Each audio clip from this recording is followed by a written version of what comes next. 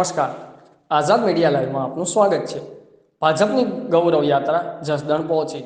જસદણમાં ભારતીય જનતા પાર્ટીની ગૌરવ યાત્રાનો ઠેર ઠેર જગ્યા પર સ્વાગત કરવામાં આવ્યું।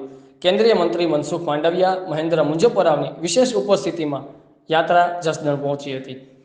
જસદણના ધારાસભ્ય કુંવરજીભાઈ બાવળિયા, ભરતભાઈ બોગરા સહિતના હોદ્દેદારો ઉપસ્થિત રહ્યા હતા। ગુજરાત ગૌરવ યાત્રા અંતર્ગત માર્કેટિંગ યાર્ડની જનસભા પણ યોજાઈ હતી।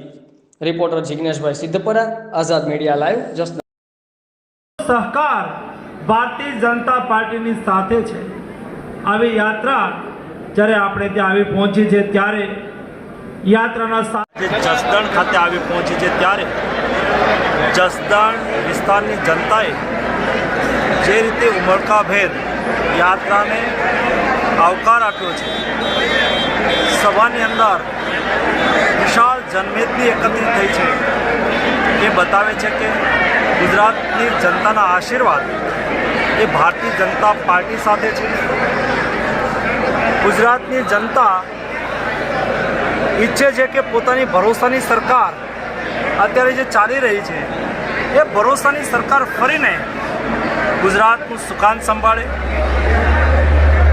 મને ખુશી એ વાતની છે કે 27 વર્ષ સુધી ગુજરાતની જનતાએ ભારતીય જનતા પાર્ટીને આશીર્વાદ આપીને ભરોસાની સરકાર બનાવી છે।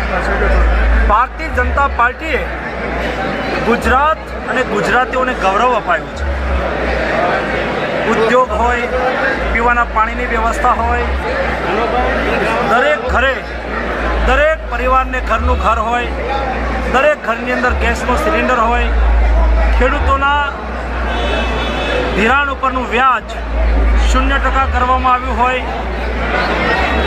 કિસાનોના એકાઉન્ટની અંદર દર 4 મહિને કોઈ પણ વચેટિયા વિના, કોઈ પણ એપ્લિકેશન વગર એકાઉન્ટની અંદર 2000 રૂપિયાનો હપ્તો કિસાન સન્માન નિધિના માધ્યમથી પહોંચતો હોય, ગુજરાતની અંદર કપાસ પકવતા ખેડૂતોને સારા ભાવ મળે એના માટે થઈને જીનિંગ ઉદ્યોગને પ્રોત્સાહન આપવામાં આવ્યું હોય, અનેકવિધ ઉદ્યોગો ગુજરાતની અંદર વિકસી રહ્યા હોય, એટલે કે ગરીબથી લઈને કિસાનથી લઈને વેપાર ઉદ્યોગ એ ભારતીય જનતા પાર્ટીની ભરોસાની સરકારમાં ખૂબ જ સારી રીતે વિકસી રહ્યા છે।